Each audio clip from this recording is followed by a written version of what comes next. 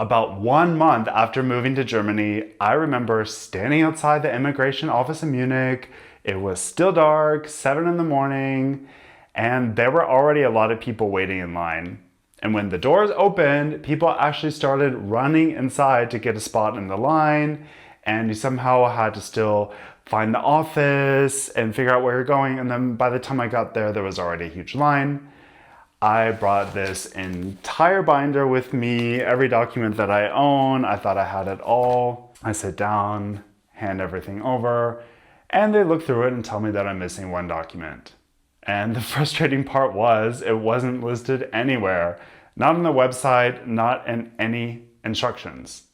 And I remember sitting there thinking, what am I doing here? And why is this so difficult?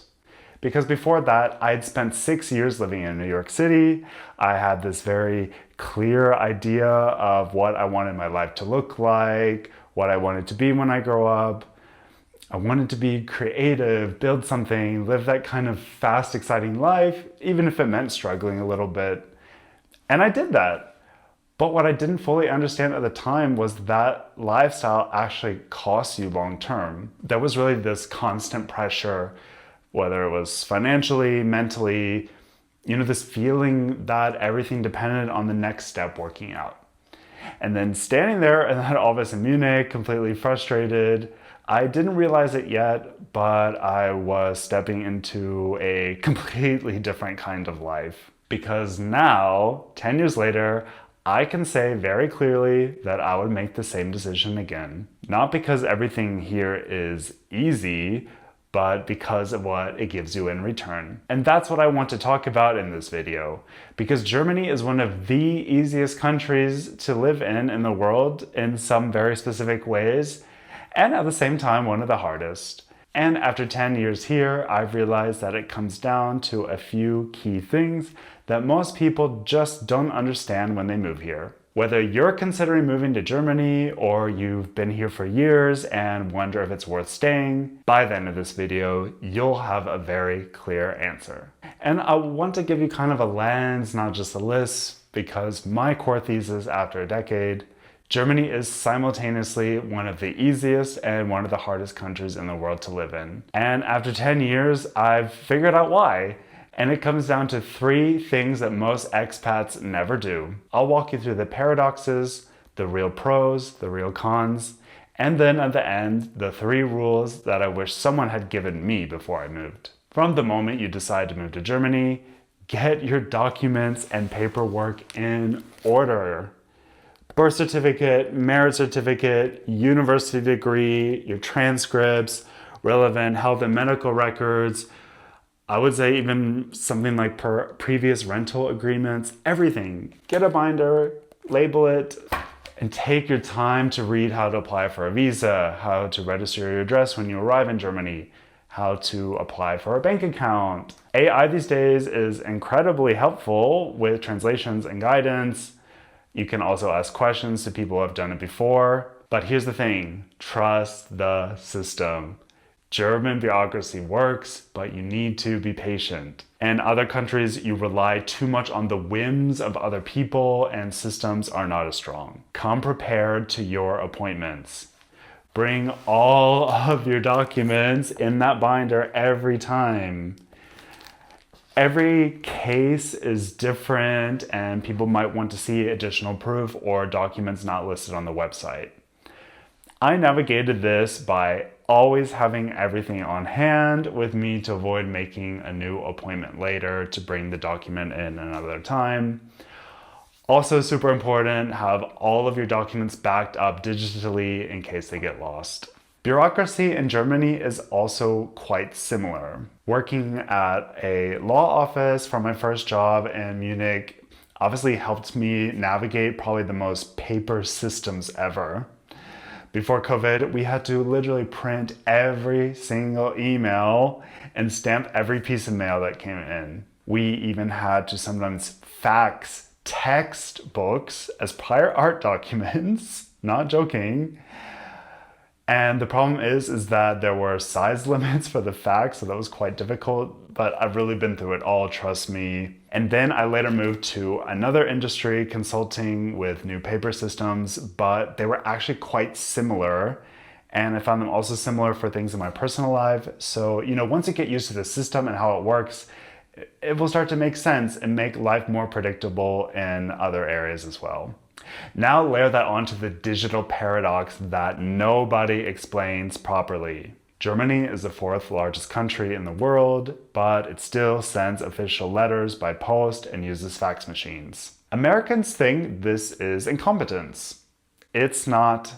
It's history. The Nazis kept meticulous records. The Stasi surveilled an entire nation digitally for their era. Over time, Germany and later the EU built very strict data protection laws, partly in reaction to those abuses of personal data. Germans have a legally and historically embedded caution around data collection. The Datenschutz culture isn't just bureaucratic laziness, it's at least partially a trauma-informed policy choice. This is probably one of the points that people understand the least from the outside. Germans have become extremely private people. They don't want their data getting into the wrong hands. It has before. People are even afraid to use grocery store loyalty programs because people don't want companies to track what they're buying. There's extreme examples. People buy new cars in cash and bring them within a bag, or even lose that bag of cash on the train. Government agencies don't have easily shared centralized databases where they can retrieve data between them in the way that many Americans expect. And when they do share data, it's tightly regulated. Germany was even one of the first places to pass modern data protection laws back in the 1970s, long before most people were thinking about this. So this caution has been built into the legal framework for decades. Now, things have improved, of course. When I was first applying for my visa application in Munich and had to queue at 7 a.m. and run to the office when the doors opened, still having to wait a long time before being seen, now almost everything at the office in Munich at the KVR is digitalized. One application I did recently was completely online.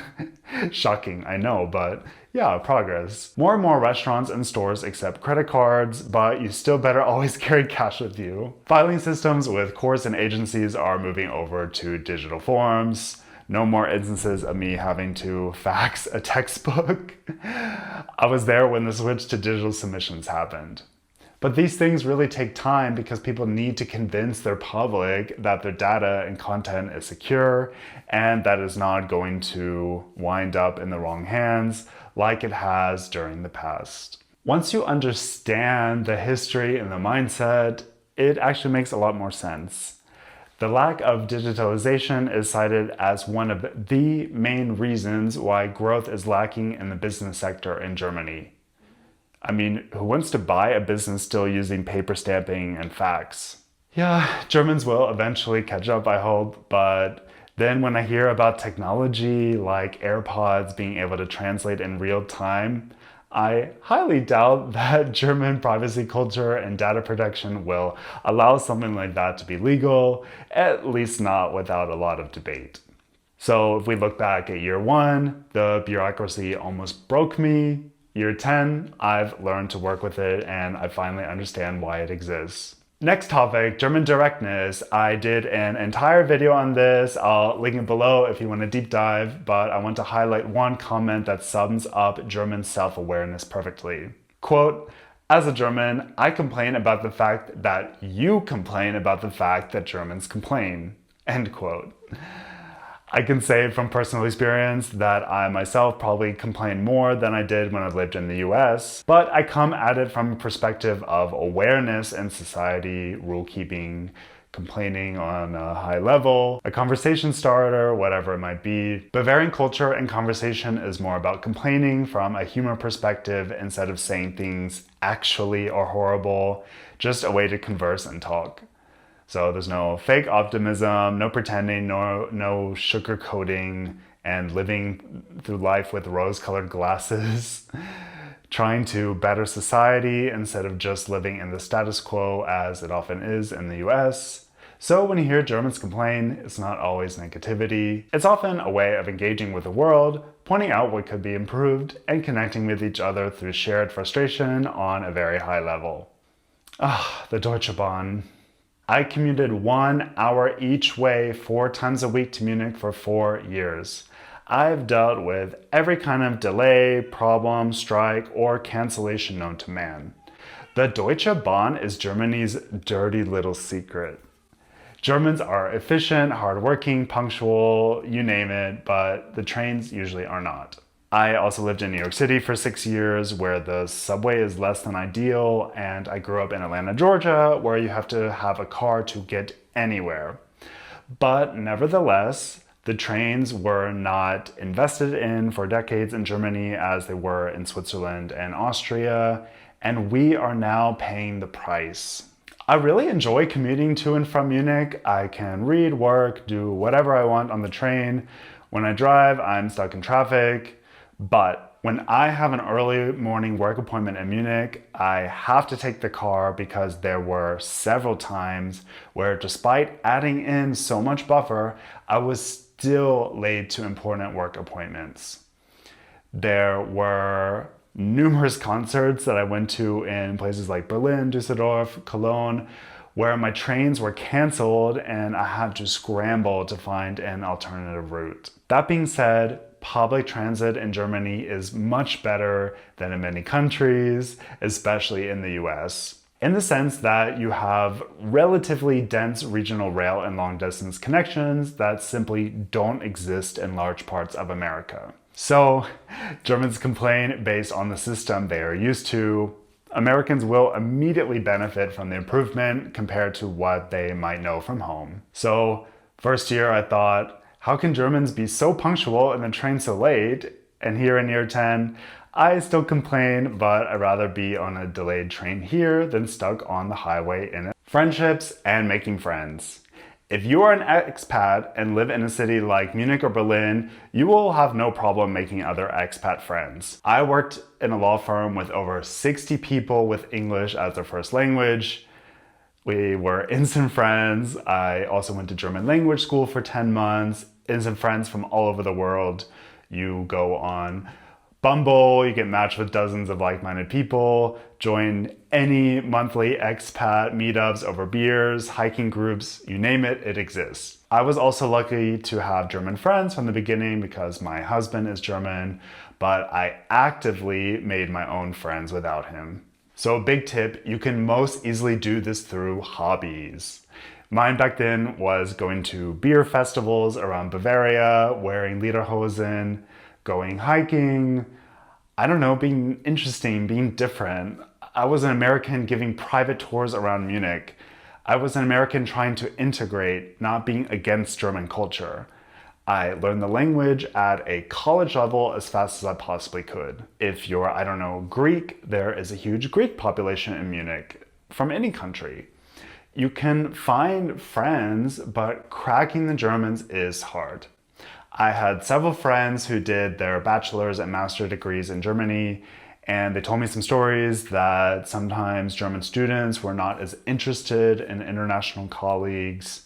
Group projects were therefore more hard because even if the class was in English, the Germans wanted to speak German. But also Germans invest in their friends, they think more long-term, they will not go out of their way to show interest in you. They will not just approach you in the same way that people might in, I don't know, Spain or Brazil. People will still, of course, be nice and listen to you, but may not invest in you as a close friend if you make it known you don't plan on staying in Germany and will, I don't know, move back home in 2 years. But give Germans time. Treat them like an onion with many layers. Talk to them with depth and be genuine. I have so many expat friends who also have German friends, but I have just as many who barely have any or none at all. Every situation and person is different. I would say don't concentrate too much on one single person. If a German wants to hang out with you, they will make it known. Friends are real. Bonds are strong. People are loyal. When I lived in New York City, people I thought were my friends were not there for me when I truly needed them. People quickly forgot about me. People sometimes chose convenience over true friendship. Like in New York, how people generally don't want to leave their neighborhood, like the Upper East Side, when I lived in Astoria. But in Germany, I've had to call a friend to pick me up, and she dropped everything to do it. Friends have helped me move, and we cheered over a beer and pizza after as a thank you. People I met when I first moved here and became friends with will somehow always be a part of my life, even if we don't see each other that often anymore. But I don't know, in the US, friends are sometimes more like seasons, and some of my best friends in life I will probably sadly never see again, to be honest. If you're an expat, this is probably the hardest aspect of living in Germany. I hear it time and time again. So my advice is keep at it. Learn the language and try to integrate as much as possible. And don't make it your brand to complain about living in Germany. Meet as many people as you can, find a job where you can be social with your colleagues, join clubs, go to meetup groups. They all exist. Even in the smaller town that I live in now, we even have an English speaking group. Never knew that that would exist here. So do the work and it'll pay off. So year 1, I thought, why can't I make any friends? Year 10, my German friends are the most loyal that I've ever had. The country of employees angle. In the US, it seems everyone has a side hustle these days. People try business ideas, fail and move on, or on the flip side are stuck with mounds of debt after. I work for a consultancy and we specialize in the Mittelstand, mid-sized family companies. There is a world-leading producer from almost everything you can imagine. Drive around regions like Swabia in Germany and almost every town is known for being the #1 producer or manufacturer or something. This is how Germany works. About 10 years ago, Berlin was an emerging culture of startups. You could easily get a visa without knowing German, but unfortunately, so many of those startups failed and that culture kind of died with it. Don't get me wrong, startups and entrepreneurs still exist, but you really need to have your business plan aligned, and there are even resources here for you to help with that. In the US, small business outweigh mid-market companies. In Germany, people are often more cautious about giving up everything to go out on a limb or live their dream, or even as an attempt at something because they were laid off from their corporate job, which often happens. In Germany, so many small businesses are more covered by people with hobbies. While in the US, people might use their life savings to start an organic soap company, I don't know. Someone in Germany might sell their products, same organic soap, at a weekly market while still maintaining another job. Also, a huge point and more an important point for many people, this feels rather limiting.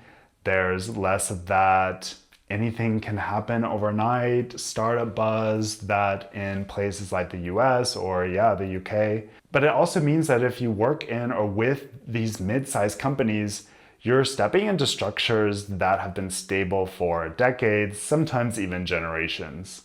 That changes your entire relationship to work, risk, and planning your life.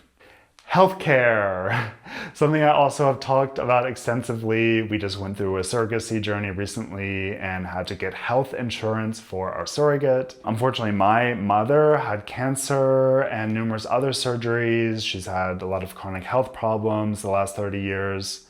I know the US system. My mom had health insurance, but she still had to pay a lot of out-of-pocket until she hit certain maximums. I gave reasons about why the systems are so different in my last video, I'll link below. But if you got a rare cancer or got it later in life, I would probably actually want to be treated in the US, as there are more clinical trials or they're more likely to treat you no matter what. In Germany, I would absolutely rather give birth or have medicine more focused on listening to your body. Many Americans complain about not getting enough painkillers and being told to drink tea after surgery, but then they actually learned to listen to their bodies and were able to catch instances where there were complications. I don't know, instead of just numbing their bodies or having pain medicine just because they had surgery. Millions of Americans are dealing with opioid use disorders and overprescription of strong painkillers, sometimes even after relatively routine procedures. Yeah, that's played a big role in that. Living in Germany, you feel this very differently in day-to-day life. There's this underlying principle that everyone contributes and everyone is covered. You pay based on what you earn, not what might happen to you. As a parent, and especially going through surrogacy and planning a family, that changes how much mental space you spend worrying about what if something goes wrong. When it comes to raising children, Germany is on a completely different planet than the US. You have Kindergeld, a monthly payment per child that every family gets regardless of income. You have Elterngeld, financial support, so you can actually take time off after your child is born without completely blowing up your finances. Depending on your income, a significant portion of your previous net salary is replaced for a certain number of months, and parents can split that time between them. You have access to Kita, which is subsidized childcare, and a system that, yeah, while not perfect, is built around the idea that families should be supported, not punished for having kids. You can have Elternzeit, legally protected parental leave that can extend over several years, even if not all of it is paid. In the US, on the other hand, parental leave is essentially non-existent for so many people. A lot of parents are back at work within weeks, sometimes days of giving birth because they simply can't afford not to be. Here, the question isn't, can you take time off? It's, how do you and your partner want to split the time you're allowed to take? For us as two dads going through surrogacy and then actually raising our son in Germany, this has been huge. It means that being able to be present, not just squeezing in family life around work. It means actually having the space and means to experience those first few months and years and not just somehow survive them. Feierabend. Feierabend isn't just leaving work at 5 p.m. It's a worldview. You work to live. The weekend is sacred. Vacation, 25, 28, 30 days or more is not a luxury, it's standard. And this connects directly to Sunday culture. Sunday laws and Ruhezeit. I discussed this in one of my other videos, I'll also link that below, but bottom line, if you move to Germany and this is different from where you live, you need to accept it or else you're going to have problems. I know so many expats that struggle about not being able to go to the grocery store on Sundays. And I mean, the Germans were confused why they didn't just do their shopping on Saturday instead. But I mean, I know, I get it. I used to live in New York City where everything is 24 hours. I used to frequent an organic supermarket at 1 a.m. where I lived. But having a collective day of rest for people of almost all professions is of cultural importance and value in Germany and a lot of the rest of Europe. Shops are legally required to close on most Sundays, with a few exceptions, and that's a very conscious policy choice. Many people argue that this especially helps those in lower income or hourly jobs to actually get guaranteed time off, instead of feeling like they always have to be available. It's just nice to have a day reserved for long walks outside, spend quality family time, go on a day trip somewhere, go out for a coffee or for a meal, eat coffee and cake with your family and friends, or just relax at home. Sure, Saturday can feel more busy when you need to get in your yard work, which you cannot do on Sundays, but it's the norm here, and I feel like it's a great reset for everyone in their week in the world of hectic lives that we all live in. So my first year in Germany, I couldn't believe everything closes on Sunday. Now in year 10, Sunday is maybe my favorite day of the week. Another thing that you really feel when you live here is especially coming from the US, is public safety. Guns are essentially not part of daily life in Germany. There are hunters and sport shooters, and of course no country is crime-free, but private gun ownership is heavily regulated. You need a license, a demonstrated need, and there is no equivalent of a constitutional right to bear arms like in the US. As a result, overall gun ownership rates and everyday encounters with firearms are so much lower. That connects back to this broader culture of Ordnung, of order, of rules, and everyone agreeing to play by them. You see it how your kids walk or bike to school in Germany, how comfortable many people feel taking public transit at night, and the fact that as a parent you worry, but you don't carry the same constant background fear you might in some parts of the US. With everything going on in the US politically and socially in the last years, more and more Americans are researching relocation than at almost any point I've experienced. I get messages from time to time, people asking, should I come to Germany? Is it easy to get a job? What's life like there? Is it really better? Is it worth everything I'd have to give up, like for me? And my honest answer is, well, it depends on what you're looking for and how willing you are to adapt. If you want stability, a strong social safety net, healthcare that won't bankrupt you, support for families, less day-to-day fear around safety, Germany offers a lot. But you have to be ready for the trade-offs. Less go, go, go career acceleration, more bureaucracy, more rules, more patience is required. That's what this whole video is about, understanding that you're not swapping countries, you're swapping life philosophies. We've already talked about the binder, the missing document, the early morning Kaffeearade queues, and the endless stamps and faxes. So yes, bureaucracy is absolutely a con. The process of registering in Germany, registering your address for the first time, or like switching your health insurance can involve so many physical signatures, physical forms, mailing back and forth. You have specific deadlines.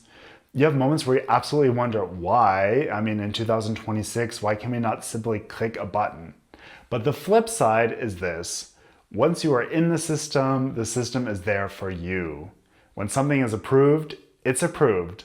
When benefits are granted, they're not usually ripped away just because someone higher up changed their mind. So the con is the front-loaded pain and slowness. The hidden pro is stability and predictability. Now let's talk about housing, because this is where a lot of Americans are shocked for the first time. Moving kitchens. I never actually had this because my apartments and houses always came with a kitchen, but it is definitely a thing, and I know many people who have had to deal with this. In general, housing in Germany is bare bones.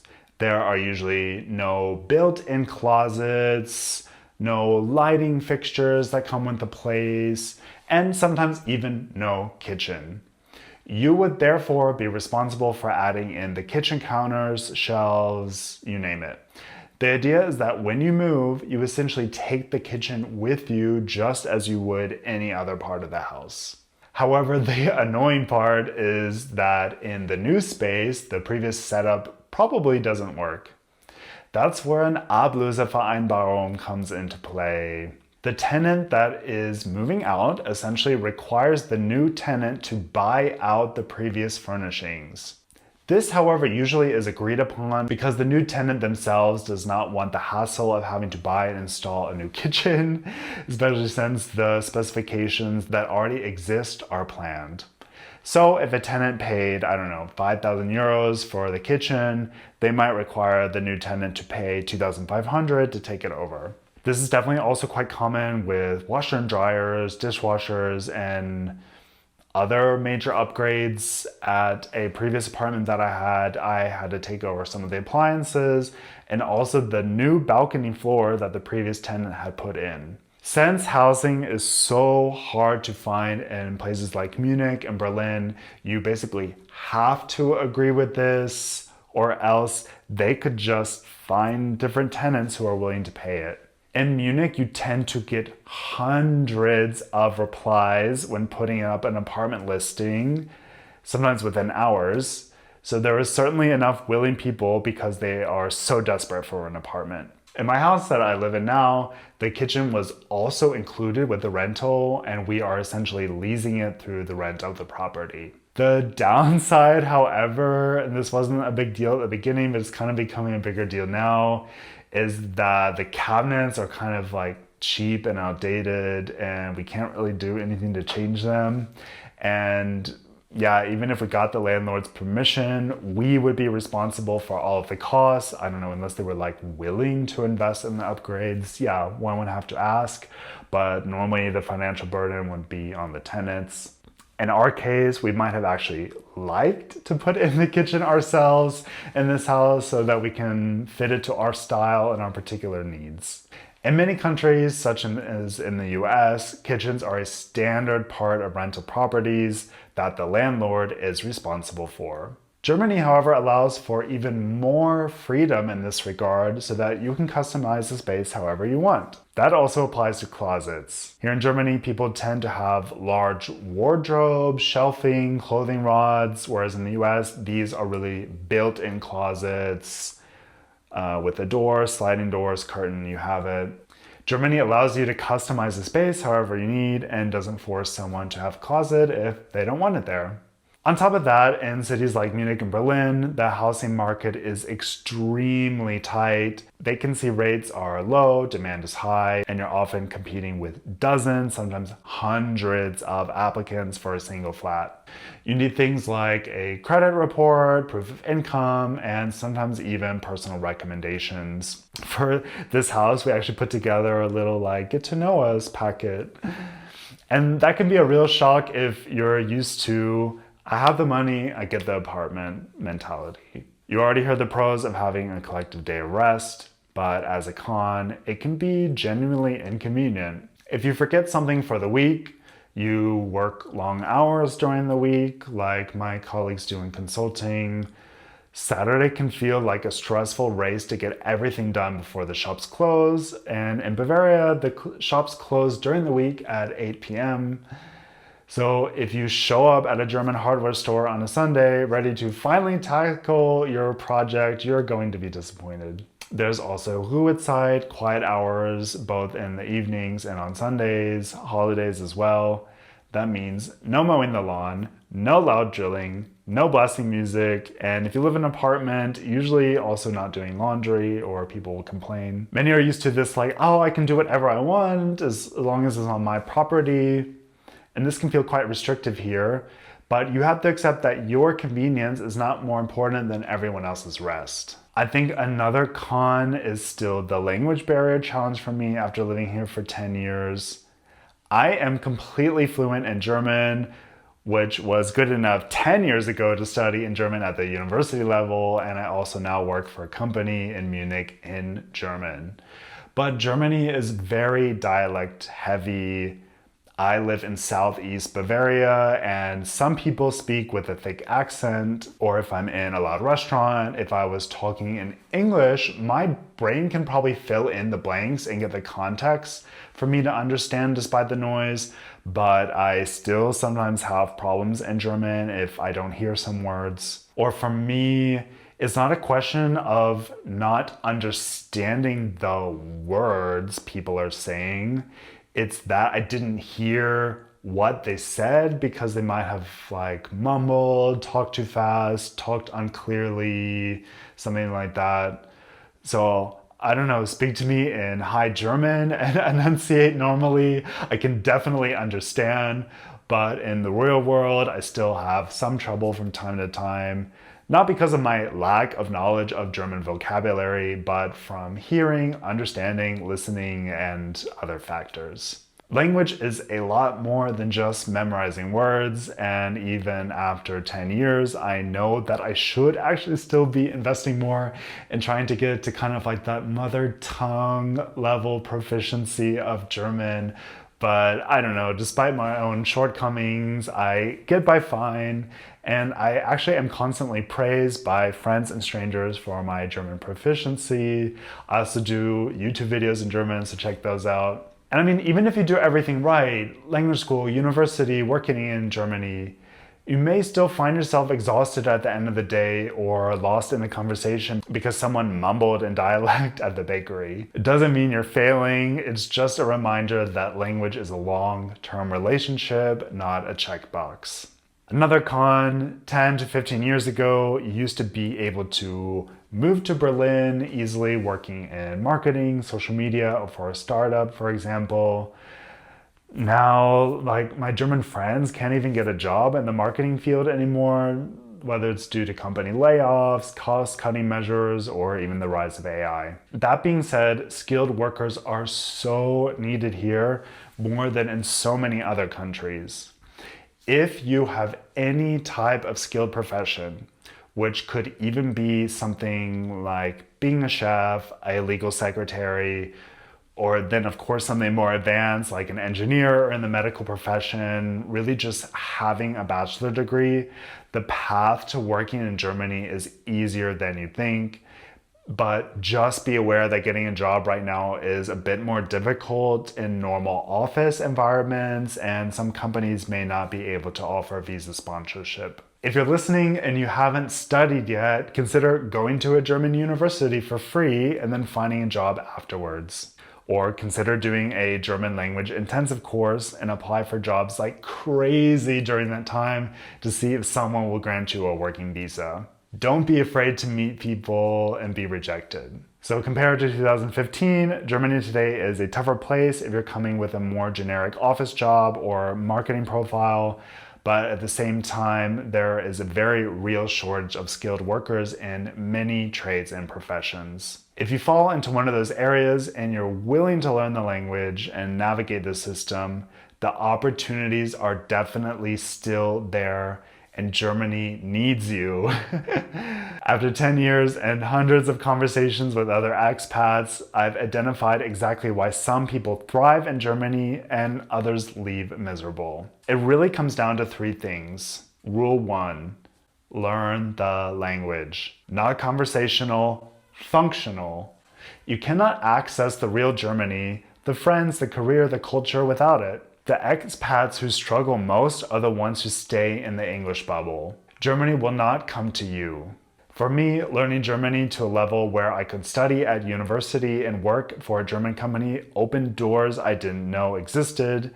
And even now, with a decade behind me, dialects and noisy environments still trip me up sometimes, but that's okay. The point is not perfection. The point is that every level of language you unlock a new layer of life and understanding. Yeah, you can understand jokes, navigate bureaucracy on your own, build real friendships. You can participate in the culture instead of just observing it. Rule 2, embrace, don't resist. I swear, every expat who had a bad experience was fighting Germany instead of learning it. Whether it's Sunday closures, direct communication, Ruhezeit, when you stop comparing everything to America and ask, why does this exist? The frustration disappears. When I stopped seeing Sunday laws as an attack on my convenience and started seeing them as a collective choice to protect rest, everything changed. When I stopped taking German complaining and directness personally and instead heard it as a way of engaging honestly with the world, conversations became richer. When I understood that Datenschutz, or data protection, comes out of historical trauma and very deliberate legal choices, I stopped rolling my eyes at fax machines and started appreciating why people are cautious. Rule 3, think in decades, not quarters. German friendships can take years. German careers build slowly. German bureaucracy is slow. German culture rewards patience and long-term thinking. Americans think in quarters. Germans often think in generations. Shift your timeline and everything changes. If you arrive expecting your life to be fully built in 6 or 12 months, Germany will feel like a wall. If you think in 5, 10, 20-year horizons, the same things that felt like obstacles start to feel like structure. So in the first year, I thought the bureaucracy, the Sundays, the distance and friendships, it all felt like walls. But in year 10, the same things feel more like scaffolding, like the structure that holds my life together. 10 years later, am I glad I moved here?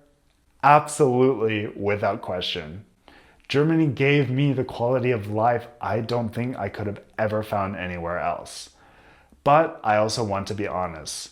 This country is not for everyone. If you're willing to learn the language, embrace the culture on its own terms, and think long term, Germany might be the best decision you ever made. If you're not, you'll spend your years here comparing everything to home, and Germany will feel like a prison. The choice is yours. If you've lived in Germany or you're thinking about moving here, let me know in the comments how long you've been here or when you're planning to come, and what scares you the most or excites you the most. I would love to hear what you have to say. Also, if you agree or disagree with anything I said in the video, I'd also be happy to hear your thoughts in the comments. Thanks so much for watching. Be sure to give this video a like and follow Papaarade for more cultural insights about our surrogacy journey and navigating modern fatherhood and how we can also support rainbow families all over the world. See you next time.